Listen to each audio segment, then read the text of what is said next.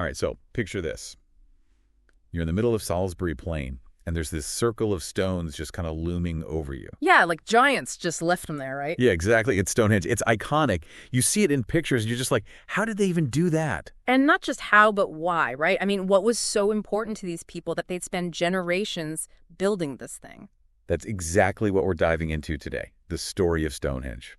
We're going to look at the theories, the evidence. We're going to try to understand this monument and the people who built it just for you. And it's a puzzle with so many pieces. We're talking stones, some of them weighing thousands of tons, brought in from over 150 miles away. And they did all this over 4,500 years ago without the tools we have today.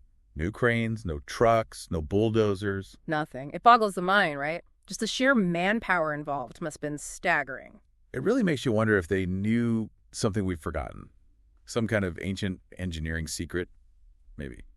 Possibly. But even if it was just brute force, the coordination, the organization, it's still incredible. So let's rewind. Let's go back to around 3000 BCE.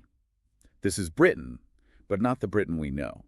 It's wilder, sparsely populated. Right. Imagine forests and open plains, small settlements scattered here and there.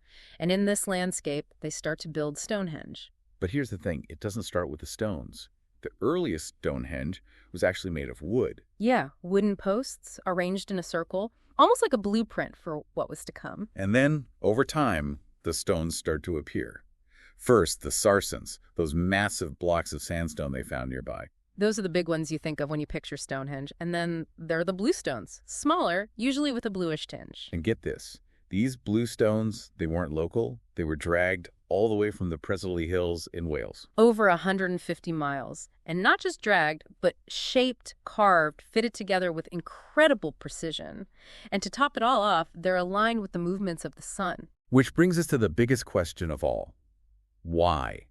Why go to all this effort? Was it a giant tomb, a temple, an astronomical observatory? What do you think? Well, let's start with the burial theory. We know there are over 200 cremated remains buried at Stonehenge. So definitely a connection to death and maybe ancestor worship, right? Right. But was that the main purpose? That's the question. And then there's the idea of Stonehenge as a place of worship. You can almost imagine it, can't you? Rituals under the open sky, with the stones framing the sun and the moon. And that links to the astronomical theory. The way the stones are aligned with the solstices, the equinoxes, it suggests a deep understanding of the heavens. Imagine standing there on the summer solstice, the sun rising right over the heel stone. It's breathtaking even today. Imagine what it must have been like for them thousands of years ago. It's easy to picture Druids leading ceremonies at Stonehenge. But here's the thing. The evidence suggests that Stonehenge was already ancient by the time the Druids came to Britain. Yeah, we're talking maybe 1,000 years older. So who are these original builders? How did they know so much about the movements of the sun and the moon? It's a mystery. Mainstream archaeology says it was the Neolithic people who lived here.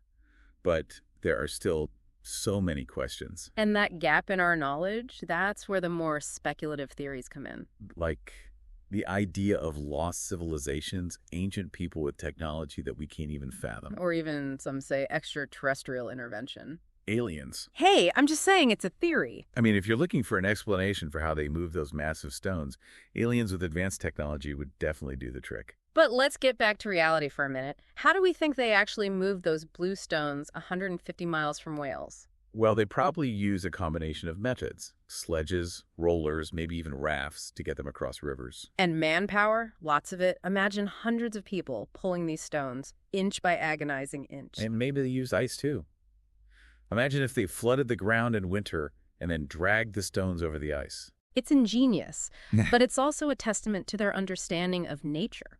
They worked with what they had, and they got the job done. And then there's the engineering challenge of actually putting the stones upright. Think about it. They had to lift these massive sarsens, some weighing over 20 tons, and then balance the lintels on top. They must have been masters of leverage and counterweights.